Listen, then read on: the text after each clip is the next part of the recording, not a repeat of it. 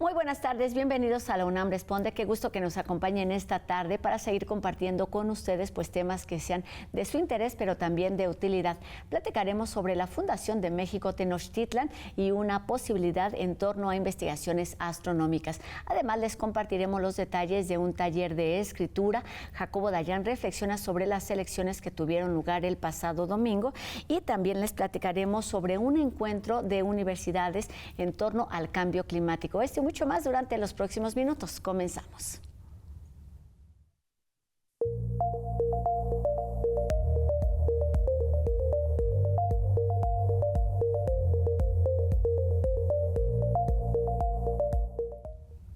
¿Se puede cambiar la historia?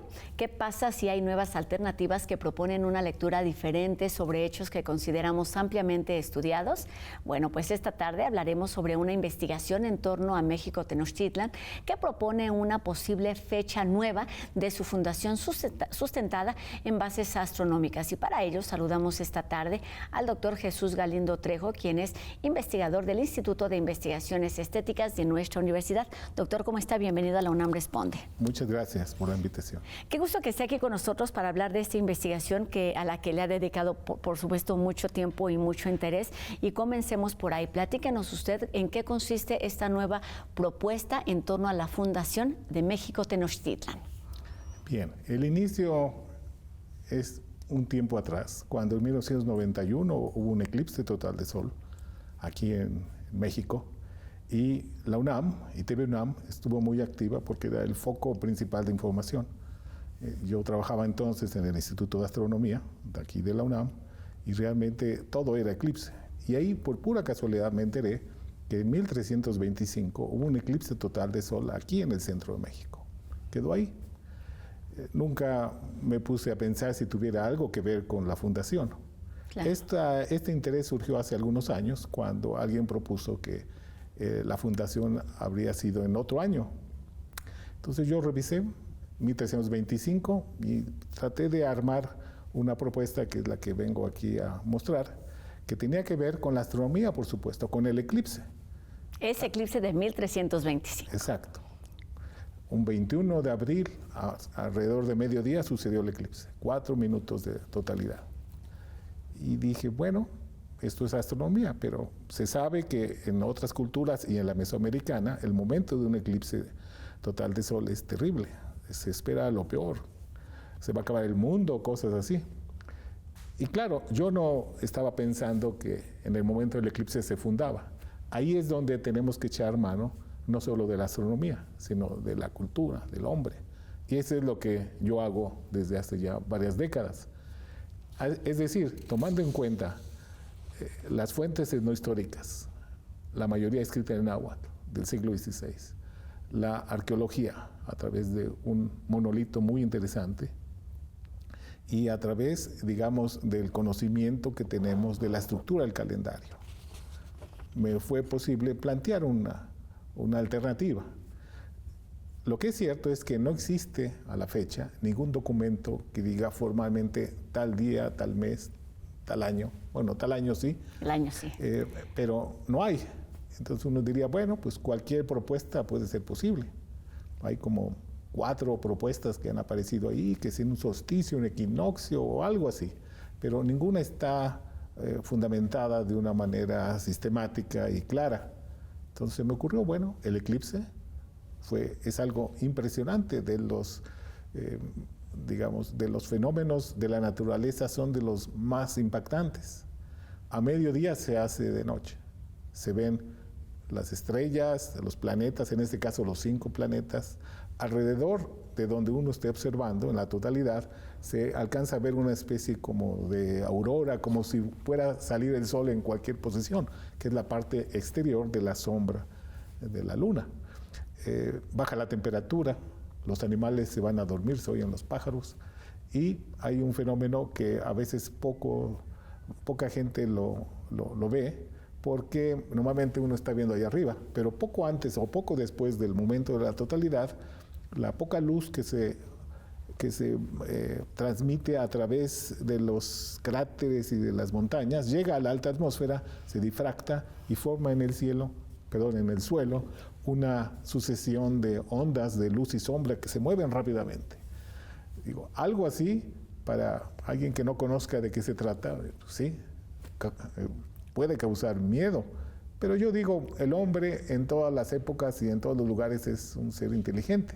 Al ver que no se acabó el mundo, empieza a procesar la información y podría asociarse a algo que puede conectar con la información histórica de qué vieron los mexicanos de entonces, los aztecas y después mexicas. Esto que nos platica, doctor, antes de seguir avanzando, digamos, en la propuesta de investigación, tiene que ver con la arqueoastronomía, la astronomía cultural. ¿Cómo se conforma? ¿Qué definen estas disciplinas o esta forma de entender los fenómenos celestes, pero también la conexión con las sociedades, con las personas? No, sin duda. Quien observa desde el pasado lejano y en la actualidad el cielo, en la noche o en el día, pues sí, percibe que aquello es muy importante y eso causa algún efecto en la sociedad y eso se percibe desde las digamos, sociedades más antiguas y en México prehispánico, por supuesto. Se habla siempre que los astrónomos mayas o que los zapotecos, en fin, no, y en efecto, hay una comunicación entre el cielo y el hombre, cómo percibe aquello y lo asocia a muchas cosas. Por ejemplo, gracias a observar el cielo, llega a un elemento cultural fundamental para cualquier sociedad, que es la medición del tiempo, el calendario. El calendario viene de allá arriba, pero puede ser el sol, la luna, Venus, cualquier objeto del cielo. Entonces, cada sociedad escoge el objeto del cielo que le puede servir para procesar ese ordenamiento del tiempo. El calendario, y en Mesoamérica, es único y muy característico. Claro, y vamos a hablar de calendarios, pero para seguir avanzando también me gustaría que nos hablara entonces en qué se contrapone, digamos, la propuesta que usted está presentando con los datos que se tiene, con la evidencia en cuanto a esta fundación, que sí indica, o digamos, hay coincidencias, incluso se habla de fechas oficiales como en 1325, pero ¿qué es lo que cambia, doctor? Bien, claro. Está claro que muchos estudiosos creen que ese avance posterior al año, sino al mes-día, pues no tiene mucho sentido. Yo creo que sí tiene sentido. En este caso, yo me basé en el momento del eclipse. Según las fuentes históricas, en una crónica que se llama Crónica Mexicayotl, en náhuatl, decía que una vez que salieron los aztecas de Aztlán, llegan aquí al Valle de México, y bueno, se pelean con todos, eran guerreros. En un momento dado están en Chapultepec algunos años, pero los pueblos de alrededor pues, no les gusta y lo sacan. Entonces andan por ahí merodeando. Entonces, según la tradición dada en esta crónica, Huitzilopochtli les habla y les dice, no, esperen, ya pronto, todavía no, pero van a ser testigos de un prodigio. ¿Cuál es el prodigio? Pues aparentemente los mexicas, los aztecas, habrían visto en el lago de pronto animales, plantas, corrientes de agua, cosas extrañas. Entre esas corrientes de color, amarillo, verde, color de fuego. Y los mexicas o aztecas decían, esta es la señal. Pero Huitzilopochtli les dijo, no, pronto, esta todavía no. Entonces, pero ya pronto, yo diría al siguiente día, probablemente. Entonces vino la descripción de otro prodigio, cuando encontraron el águila posada en un nopal, devorando una serpiente o un pajarito, pero realmente, como comento, un monolito muy interesante que está en la sala mexica del Museo Nacional de Antropología, que se llama el Teocalli de la Guerra Sagrada. Es una pequeña pirámide, como de 1,30 m de altura, llena de simbolismos, digamos, calendáricos y de deidades. La parte trasera contiene la única representación labrada prehispánica que se conoce de la fundación.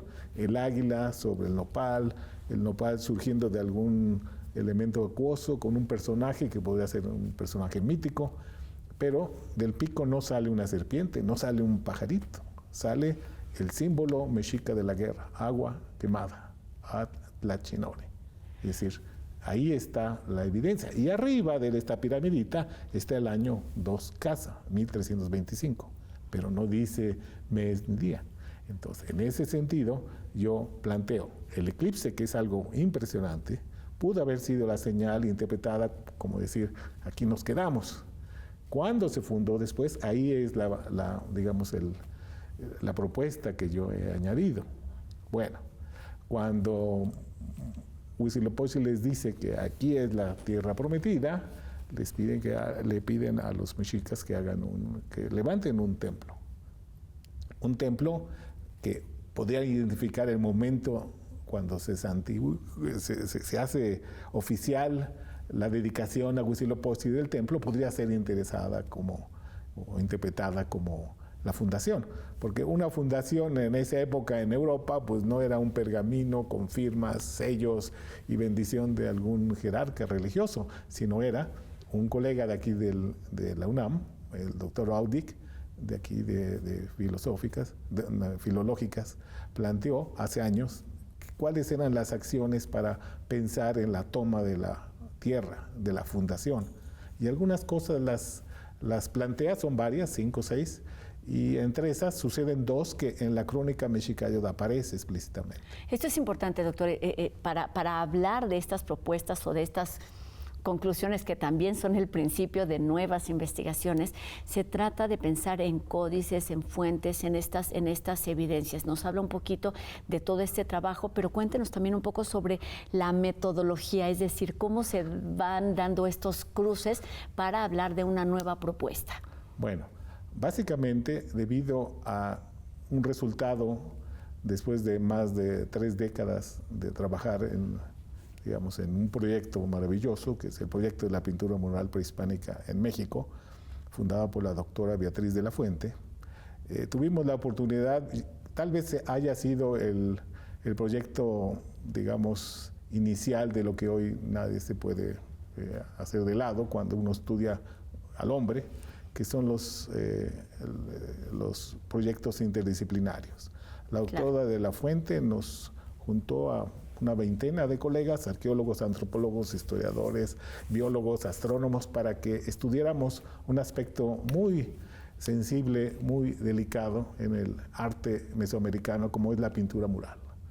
Y eso me dio a mí en particular la oportunidad de ir a muchas partes, a hacer lo que yo hacía, porque si mis colegas historiadores del arte veían algo que sugería el cielo, yo como astrónomo podría investigarlo.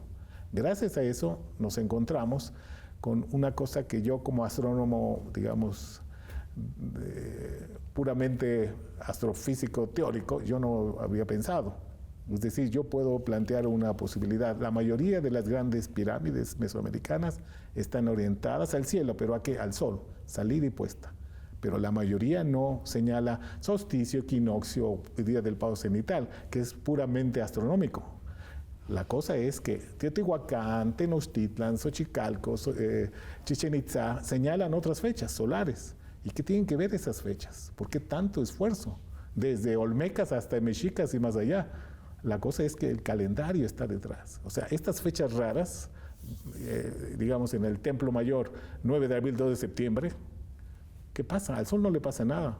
Lo importante es que si uno observa durante un año todas las puestas desde el Templo Mayor, uno se da cuenta que esas fechas son importantes. ¿Por qué? Porque dividen el año solar en porciones de días, de cuentas de días, que están basadas en los números que estructuran el calendario mesoamericano. O sea, el calendario es importante.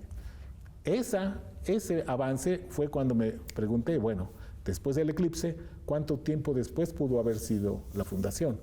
Dije, bueno, hice el ejercicio que desde hace mucho tiempo he hecho, al ir a muchos sitios en México, de dividir el año a partir del eclipse, 21 de abril, lo voy a dividir por cada 13 días fechas. Y resulta que 2 fechas de esas 13, o sea, 26 días después del eclipse, llegó otro fenómeno astronómico solar muy importante, que es el día del primer paso cenital del Sol en México, en Tenochtitlan. Justo en eso estaba pensando, ¿cuáles son las coincidencias para entender o para marcar una nueva fecha en nuestro calendario a partir de las formas de organización, de las formas de entender el mundo y los tiempos de las culturas mesoamericanas, doctor? El calendario es fundamental. Y uno diría, ¿y cómo el soberano definía que estuviera en una dirección por las fechas y no en otra?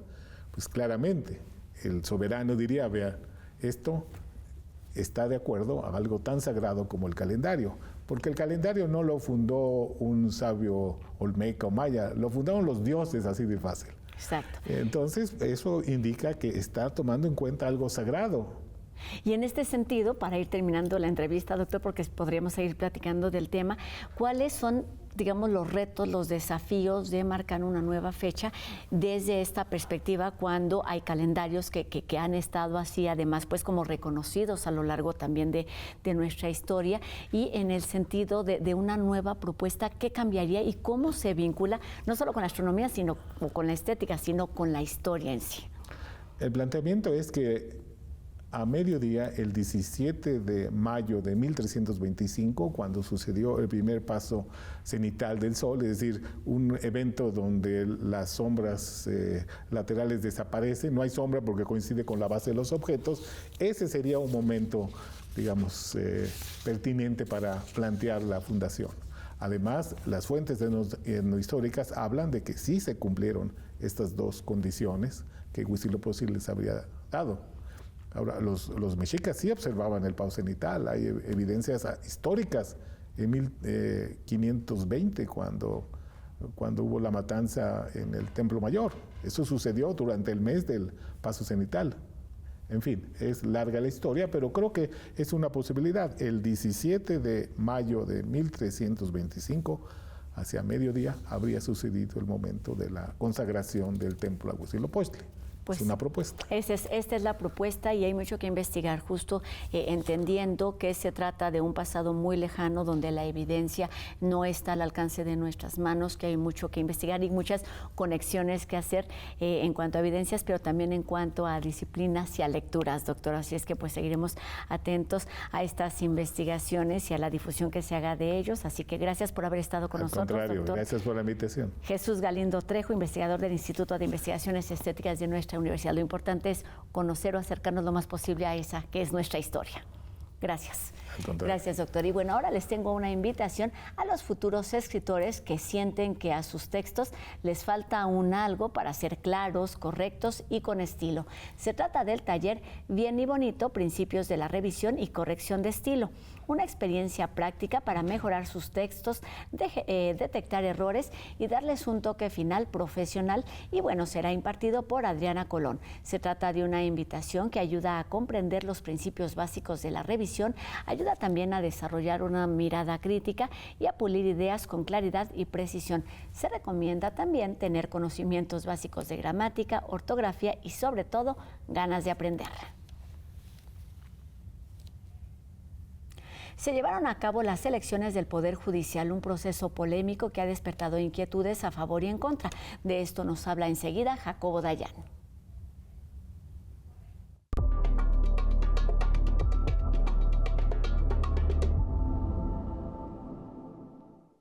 ¿Qué tal? Pues la elección del Poder Judicial fue todo o es todo menos una elección. Es una imposición que en ningún otro lugar del mundo se realiza. Es importante hacer un recuento de cómo llegamos hasta acá.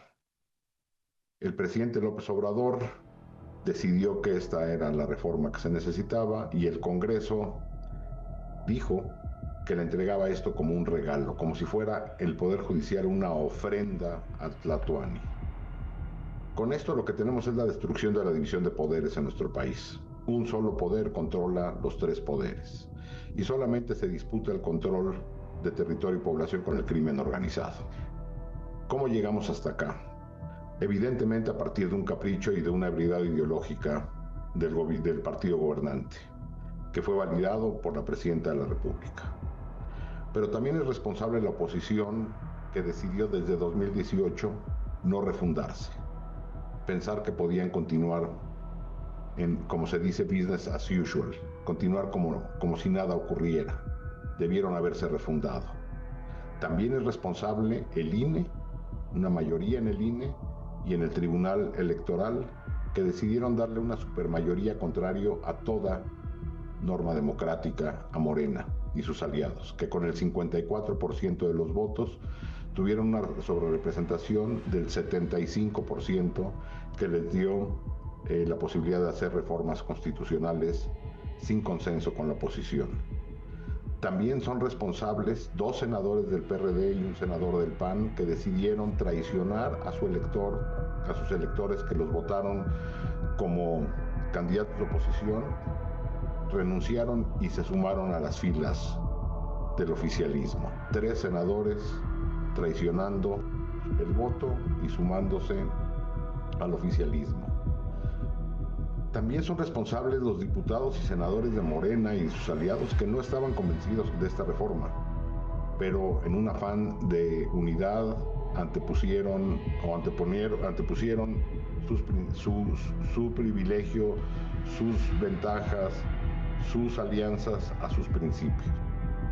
La Suprema Corte de Justicia de la Nación, es decir, el órgano que debió haber revisado la constitucionalidad de esta norma, también quedó a deber.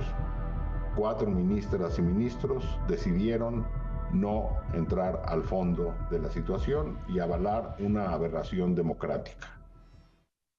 También son responsables aquellos que voluntariamente se sumaron a los comités de selección del Poder Legislativo y Ejecutivo. Y por último, y no por esto menos importante, analistas y voceros del oficialismo, disfrazados en muchos casos de independientes, que justificaron o matizaron la reforma. Ellas y ellos, así como los medios que les dan espacio, son también corresponsables de esta destrucción democrática. Pues no quedará más que seguir resistiendo y esperar el momento, seguramente no pronto, en que se pueda reconstruir, descapturar al Estado y reconstruir una democracia en ruinas. Muchas gracias.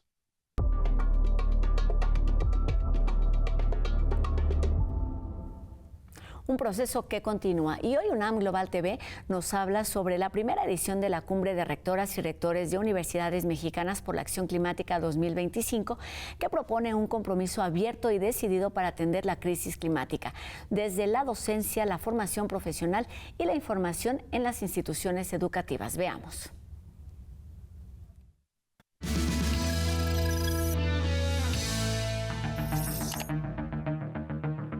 Los efectos del cambio climático se agravan año con año y no se ha hecho lo suficiente.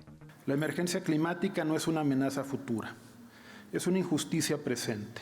Las rectoras y los rectores de 21 universidades mexicanas, públicas y privadas, declaramos nuestra voluntad irrestricta para actuar con la responsabilidad y urgencia que esta emergencia social ambiental exige. Por ello, firmaron la Declaratoria Nacional de Compromiso Climático para trabajar en conjunto a fin de movilizar la acción climática en México y establecer alianzas. Asumiendo esta postura proactiva, contribuimos al cumplimiento gradual de los objetivos y metas de desarrollo sostenible que nos permitirá transitar hacia un futuro menos desigual, más solidario y esperanzador.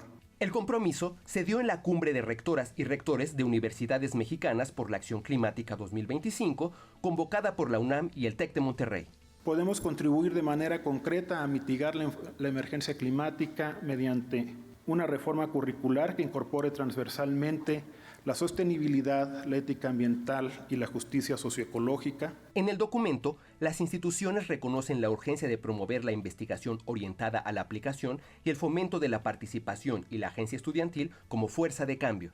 La reducción de nuestra propia huella ecológica mediante políticas responsables de consumo, movilidad, energía y residuos, y la generación de nuevas sinergias con gobiernos, sectores no académicos y comunidades para construir transiciones viables y sostenibles. Las instituciones se comprometieron a reducir su huella de carbono y a fortalecer sus capacidades de adaptación, conscientes de la necesidad de cumplir con el Acuerdo de París. La urgencia de la mitigación está ahí. No es hacer un poquito, emitir menos poquito de lo que hacemos ahorita, es verdaderamente buscar un nuevo modelo de desarrollo económico y social. Como resultado de la cumbre, se anunció la conformación de la Red Mexicana de Universidades por la Acción Climática, que busca fortalecer la colaboración interuniversitaria, promover buenas prácticas y consolidar la acción climática desde el ámbito educativo. No basta con estudiar el cambio climático y sus causas o efectos.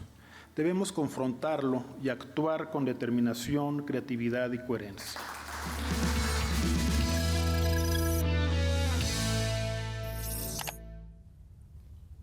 Así terminamos nuestro programa de hoy, este miércoles, agradeciendo a Ricardo Iturbe su participación en la interpretación de lengua de señas mexicana, y les recordamos a todos ustedes que podemos estar en contacto a través de nuestras redes sociales. Ustedes ya las conocen y están apareciendo en este momento en nuestras pantallas. Y por supuesto también gracias a todas y cada una de las personas que hace posible esta transmisión día con día desde nuestras instalaciones en TV UNAM y desde el máster. Y pues nos encontramos aquí mañana a 2:30 de la tarde en TV UNAM. Adiós.